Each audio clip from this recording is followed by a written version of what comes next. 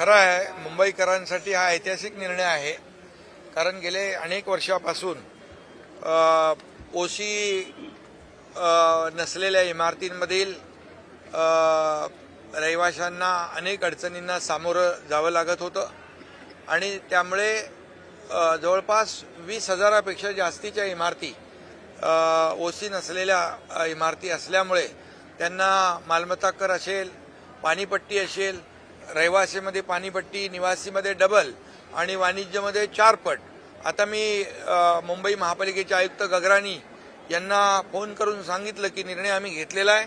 पाणीपट्टी तात्काळ या ठिकाणी जी दुप्पट आपण निवासीकडून घेतो ती जी नियमानुसार सिंगल घेतली पाहिजे ती या ठिकाणी घेण्याच्या सूचना आम्ही दिल्या. भातखळकरजी मी फोन केला त्यांना आणि त्याबरोबर या सर्व इमारतींचा पुनर्विकास करण्यासाठी शासनाने निर्णय घेतलेला आहे आणि ओसीची प्रक्रिया जलद गतीने करण्यासाठी जे काही जे नियोजन करणं आवश्यक आहे ते नियोजन करण्याचा निर्णय नगरविकास विभागाने घेतलेला आहे.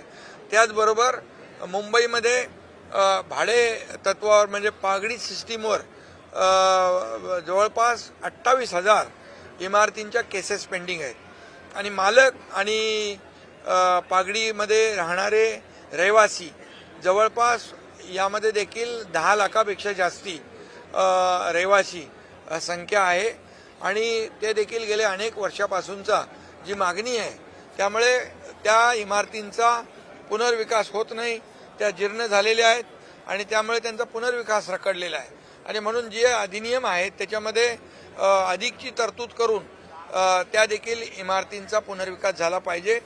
जे रहिवासी जो राहतोय त्यांनी वापरलेलं व्याप्त केलेलं क्षेत्रफळ म्हणजे त्यांनी वापरलेलं क्षेत्रफळ त्याला मिळालं पाहिजे आणि त्याचबरोबर मालक म्हणून आपल्याला त्याचं बेसिक FSI जो आहे तो देखील त्याला मिळाला पाहिजे.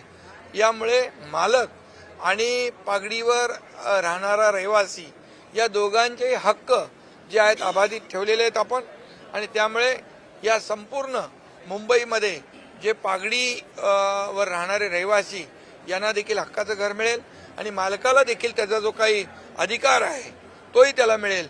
त्यामुळे मुंबई पागडीमुक्त मुंबई अशा प्रकारची जी काही संकल्पना किंबहुना जी मागणी गेल्या अनेक वर्षापासूनची आहे ती देखील पूर्ण करण्याचा निर्णय आज नगरविकास विभागाने घेतलेला आहे.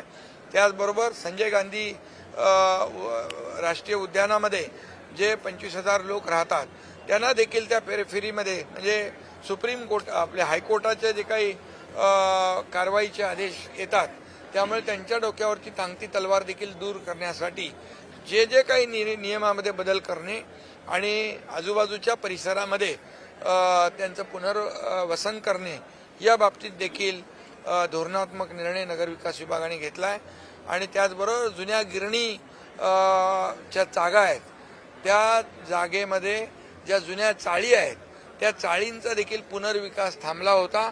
त्यामुळे ज्या गिरणी कामगारांनी खऱ्या अर्थाने मुंबईमध्ये ज्यांचं योगदान आहे गिरणी कामगारांचं त्यांच्या पुनर्विकासाचा मार्ग देखील जो काही अडचणीत होता त्या पुनर्विकासाचा मार्ग देखील मोकळा करण्यासाठी नगरविकास विभागाने निर्णय घेतला आहे आणि त्यासाठी जे काही अधिनियमामध्ये बदल करायचे आहेत ते बदल केलेत आणि मला वाटतं गिरणी कामगारांना देखील न्याय मिळेल अशा प्रकारचे 4 निर्णय जे आहेत हे मुंबईकरांसाठी अतिशय महत्त्वाचे आहेत आणि ते निर्णय आपण नगरविकास विभागाच्या गृहनिर्माण विभागाच्या माध्यमातून आम्ही घेतले. मुख्यमंत्री महोदय, मी, अजितदादा आम्ही चर्चा केली आणि मुंबईचे सर्व नगरसेवकांची देखील तीच मागणी होती.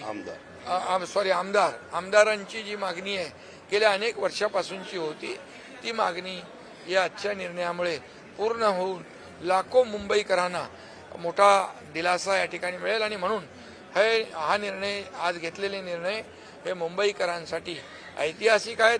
मुंबईकरांचं घराचं जे स्वप्न आहे हे स्वप्न पूर्ण करण्यासाठी हा निर्णय घेणं गरजेचं होतं. कायद्यामध्ये बदल करणं, नियमामध्ये बदल करणं, शेवटी कायदा हा लोकांच्या भल्यासाठी असतो, लोक कायद्यासाठी नसतात आणि म्हणून यापूर्वी देखील नगरविकास मंत्री म्हणून अनेक निर्णय जे लोकहिताचे आम्ही घेतले आणि हा निर्णय देखील लोकहिताचा आहे. यामुळे मोठ्या प्रमाणावर मुंबईकरांना दिलासा मिळेल. सर, या संदर्भात आदित्य ठाकरेंनी आज लक्षवेधी उपस्थित केली होती. उद्धव ठाकरे मुख्यमंत्री होते.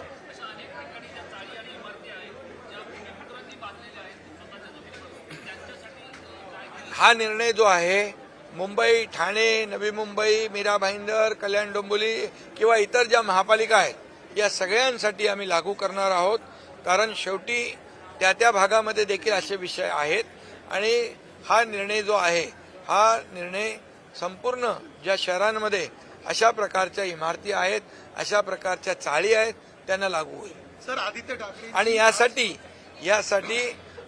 जे 28,000 खटले दाखल आहेत यासाठी देखील फास्ट ट्रॅक कोर्ट आणखी आपल्याला वाढवावे लागतील.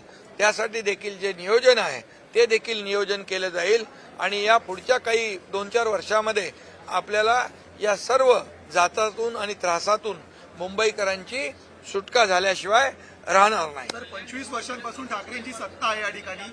आजही आदित्य ठाकरे याच संदर्भात लक्षवेधी उपस्थित करत होते की सेस आणि पागडी इमारतींचा प्रश्न सोडवावा.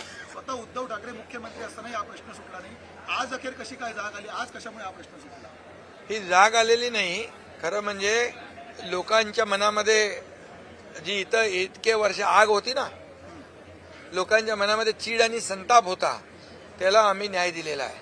आणि म्हणून जेव्हा मी मुख्यमंत्री झालो तेव्हा आपण पाहिलं की मुंबईतले रस्ते, मी आणि देवेंद्रजी आम्ही दोघं होतो सुरुवातीला, आम्ही मुंबईतले सगळे रस्ते त्याचं कॉन्क्रिटायझेशन करण्याचा निर्णय घेतला.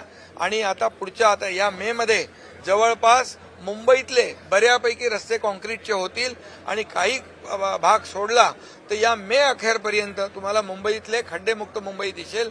काही मुंबईतला काही भाग या पुढच्या म्हणजे वर्षभरामध्ये पूर्ण मुंबई खड्डेमुक्त झाल्याशिवाय राहणार नाही. सिवरेज ट्रीटमेंट प्लांट होता का आतापर्यंत? 15-20 वर्ष केला नव्हता. तोही आपण महायुतीने केला. अनेक जी काही कामं रखडली होती, थांबली होती, थांबवली होती, स्पीड ब्रेकर टाकले होते, हे सगळे आपण उकडून टाकलेले आहेत आणि लोकांचा मार्ग मोकळा केलेला आहे. आणि त्यामुळे त्याला इच्छाशक्ती पाहिजे आणि धाडसाने निर्णय घेण्याची हिंमत पाहिजे आणि ती महायुतीमध्ये आहे.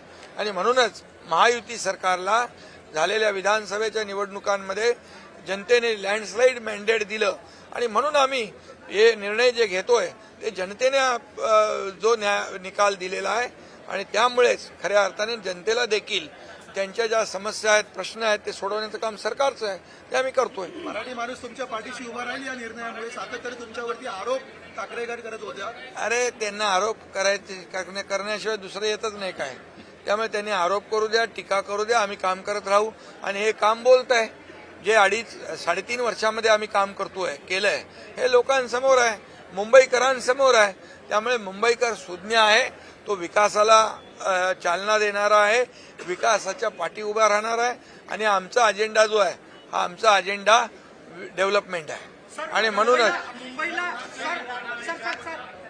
महापालिकेत कामाची पावती मिळेल का? निवडणूक अवघ्या महिन्याबरोबर आलेली आहे.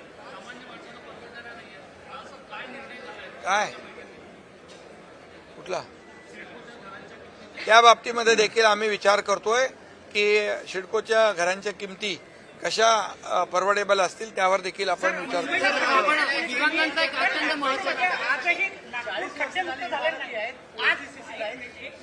नागपूर आजही खड्डेमुक्त झालेलं नाही. कामठी रोडनी जाऊन बघा किंवा गोडीबार चौकडी येऊन बघा, कामठी रोडला सर्वाधिक खड्डे नगर विकास विभागाच्या माध्यमातून जिथे रस्ते खराब असतील ते अरे बाबा सांग, आता तुम्ही सांगितलं बोलू ते देखील खड्डे मुक्त केले जातील आणि लोकांना ज्या सुविधा पाहिजेत दिल्या जातील. आज भाजप प्रदेश अध्यक्ष रवींद्र चव्हाण यांनी तुमची रात्री 9 वाजता बैठक असल्याची माहिती होते. हा एकंदरीत चर्चा असेल. महापालिकेमध्ये युती होणार नाही असा आरोप विरोधक करत होते, तर काय संकेत द्याल? विरोधक ना, तुम्ही नाही ना. विरोधक तेच आरोप करत असतात. पण तुम्हाला मी सांगतो महापालिकांमध्ये मुंबईसह सर्व महापालिकांमध्ये आमची युती होईल, महायुती होईल आणि महायुतीत सर्व निवडणुका जिंकेल. सर, राज्यातल्या दिव्यांगांचा एक अत्यंत महत्वाचा प्रश्न आहे. आपण जर पाहिलं तर सध्या अद्यापही संजय गांधी निराधार 2,500 सर्व दिव्यांगांना मिळत नाहीये. काय ज्या दिव्यांगांच्या अडचणी असतील त्या सोडवल्या जातील. आपलं राज्य दिव्यांग मंत्रालय काढणारं महाराष्ट्र देशातलं पहिलं राज्य आहे आणि त्यामुळे दिव्यांगांच्या बद्दल राज्याला सहानुभूती आहे बिलकुल, आणि त्या ज्या ज्या काही अडचणी असतील त्या आम्ही दूर करू.